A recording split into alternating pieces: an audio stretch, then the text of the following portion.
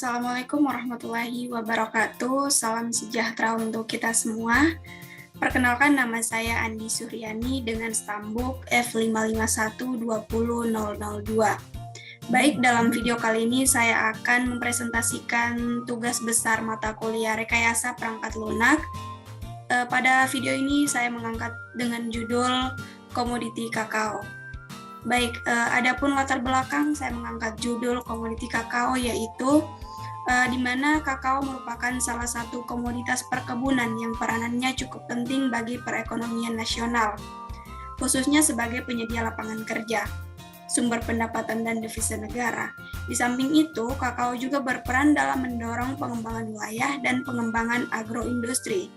Menurut Balitbank Departemen Pertanian, pada tahun 2010, perkebunan kakao telah menyediakan lapangan kerja dan sumber pendapatan bagi negara sekitar 950.000 kepala keluarga petani yang sebagian besar berada di kawasan timur Indonesia, serta memberikan sumbangan devisa terbesar ketiga subsektor perkebunan setelah karet dan kelapa sawit. Namun, kakao tidak kunjung didukung industri pengelolaan dan manajemen distribusikan yang mumpuni agar bisa mendatangkan nilai-nilai tambah yang berlipat. Padahal, selain sebagai penghasil devisa negara, kakao menjadi sumber pendapatan petani. Hal inilah yang mendasari saya untuk membuat aplikasi komoditi kakao dengan menggunakan sistem digital berupa aplikasi komoditi kakao dengan menggunakan database MySQL dan program Embarcadero XL5 atau Delphi 2010. Baik, langsung saja kita masuk pada aplikasi yang sudah saya buat. Jadi, dalam program ini saya membuat sebanyak 12 unit atau 12 form, yang mana setiap unit dan formnya itu memiliki tugas dan fungsinya masing-masing. Baik, langsung kita jalankan saja program yang sudah saya buat. Nah, setelah kita jalankan pada halaman awal ini atau menu utama ini, user akan ditampilkan dengan sebuah menu login untuk melakukan login terlebih dahulu sebelum masuk ke menu selanjutnya. Jadi untuk username dan passwordnya ini saya sudah mengatur username dan passwordnya pada MySQL sehingga username dan passwordnya ini sudah teratur secara default. Nah, jadi untuk aturannya di dalam MySQL itu saya sudah mengatur username-nya itu Fitriani dengan password Fitriani85. Nah, di sini terdapat sebuah show password. Jadi user atau admin bisa melihat atau menekan ini untuk melihat passwordnya apakah sudah benar atau belum. Nah, jadi di sini sebelum kita memasukkan password yang benar dulu, kita coba untuk memasukkan password yang salah. Nah, jadi ketika admin memasukkan password yang salah, akan muncul sebuah informasi yang berisi username atau password salah. Nah, kita tekan OK. Selanjutnya, kita ubah Fitriani menjadi Fitriani85. Nah, jadi di sini muncul lagi sebuah informasi loginnya telah berhasil. Nah, setelah itu, user akan dihadapkan dengan menu-menu yang ada di dalam tampilan atau halaman menu ini, di mana yang pertama ada menu dashboard, kemudian ada menu transaksi, ada data pemasok, dan yang terakhir ada logout untuk ketika user atau admin nanti ingin keluar dari aplikasi ini.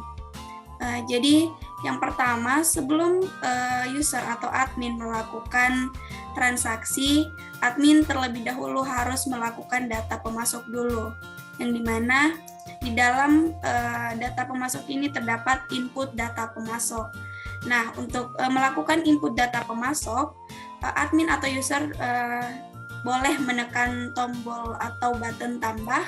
Nah, di sini kita masukkan namanya atas nama. Misal nama pemasoknya ini namanya adalah Rehan. Kemudian alamatnya ini Dewi Sartika. Nah, kemudian di sini kita pilih jenis dari pemasoknya ini apa. Dia ini merupakan petani atau pengumpul. Nah, misal Rehan ini adalah sebuah dengan jenis pengumpul. Nah, setelah itu kita simpan data pemasoknya ini di dalam DB Grid ini. Jadi kita tekan button simpan. Nah, muncul sebuah pesan lagi, data pemasok berhasil ditambahkan. Kita tekan OK. Nah, jadi data dari Rehan tadi sudah muncul dalam DB Grid yang sudah kita buat di sini. Nah, selanjutnya setelah itu, admin atau user akan keluar dan masuk ke menu transaksi untuk melakukan transaksi. Nah, jadi di sini sisa dimasukkan nama dari pemasoknya tadi yang sudah kita input, yaitu Rehan. Kemudian tanggal penjualannya di sini sudah teratur secara otomatis pada hari itu juga. Nah, bruto di sini misal brutonya 1 kilo. Jadi timbangan total pertamanya itu 9 kilo, berarti netonya itu 8 karena brutonya 1. Bruto itu adalah kotor dari timbangan awalnya ini tadi. Jadi timbangan awalnya itu 9, kalau brutonya 1 berarti netonya 8. Nah, untuk total penjualannya atau harganya dia secara otomatis sudah langsung muncul di sini tanpa kita perlu menghitung lagi. Nah, setelah itu kita simpan transaksi dari Rehan tadi. Kemudian muncul lagi di sini sebuah informasi transaksi berhasil. Nah, saat user atau admin menekan OK, otomatis nota dari Rehan ini sudah keluar. Jadi setelah melakukan transaksi, otomatis nota dari transaksi ini akan keluar, di mana di dalam notanya ini ada ID-nya, kemudian ada tanggal transaksi, kemudian data dari pemasok, dan data transaksi. Nah, selanjutnya kita keluar. Saat admin keluar, misal dia ingin menuju ke menuju dashboard. Nah, di dalam halaman dashboard ini terdapat 3 menu lagi, teman-teman. Jadi yang pertama itu ada menu list transaksi, kemudian cek data pemasok, kemudian cari pemasok. Nah, misal user atau admin ingin melihat transaksi sudah berapa banyak dan siapa-siapa saja yang sudah melakukan transaksi, dia masuk ke list transaksi. Nah, di sini sudah terdapat list-list dari siapa saja yang sudah melakukan transaksi. Dia ini tersimpan dalam sebuah DB Grid. Namun, jika admin atau user ingin mencetak laporannya, sini sudah tersedia button cetak, jadi sisa diklik cetak. Nah, di sini laporan untuk seluruh transaksinya sudah keluar. Jadi ada nama pemasok, kemudian ada tanggal penjualan, kemudian bruto, neto, dan total penjualannya. Oke, kita keluar. Selanjutnya di sini tersedia pula button keluar. Nah, selanjutnya kita bisa mengecek data pemasok, siapa saja yang sudah melakukan transaksi atau siapa saja pemasok yang sudah melakukan transaksi pada toko kami. Jadi di sini kita cek datanya. Nah, di sini terdapat data pemasok, di sini ada ID-nya, namanya, alamatnya, kemudian dia ini jenis petani atau pengumpul, kemudian berapa berat penjualan dan berapa kali dia sudah melakukan banyak penjualan atau transaksi. Nah, sama dengan yang tadi, ini kita simpan dalam sebuah DB Grid, namun ketika admin ingin mencetak laporannya, di sini sudah kami sediakan button cetak. Nah, otomatis akan keluar laporan data pemasok. Seperti yang sudah ditampilkan dalam DB Grid tadi, ada ID, nama, kemudian ada alamat, kemudian ada jenis, berat penjualan, dan banyak penjualan. Oke, setelah itu kita menuju ke menu yang terakhir, yaitu cari pemasok. Nah, di sini admin atau user bisa melakukan pencarian untuk pemasok. Dalam artian di sini pencarian untuk 1 orang. Nah, untuk pencarian ini bisa kita masukkan ID-nya atau namanya. Jadi misal di sini saya masukkan nama pemasok atas nama Dea. Nah, ternyata Dea ini sudah melakukan 2 kali transaksi di sini. Jadi sisa kita tekan misalnya Dea dengan ID yang misalnya yang kita ingin tampilkan Dea dengan ID yang nomor 4. Oke, sisa kita double klik pada nama Dea ini. Nah, otomatis button cetaknya akan muncul. Jadi kita tekan button cetak.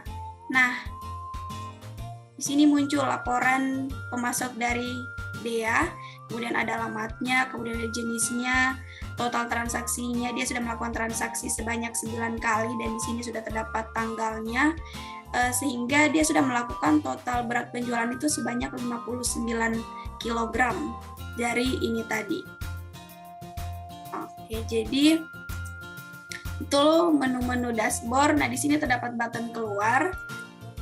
Dan yang terakhir terdapat button logout untuk ketika user atau admin ingin keluar dari aplikasi ini. Nah, dia akan kembali ke halaman login seperti yang tadi. Baik, mungkin itu saja yang bisa saya jelaskan dari aplikasi yang sudah saya buat. Saya menyadari masih terdapat banyak kesalahan serta kekurangan dalam aplikasi ini, sehingga saya mengharapkan saran dan kritik dari teman-teman dan Bapak Ibu yang sudah menonton video saya. Lebih dan kurangnya saya mohon maaf. Saya akhiri. Assalamualaikum warahmatullahi wabarakatuh.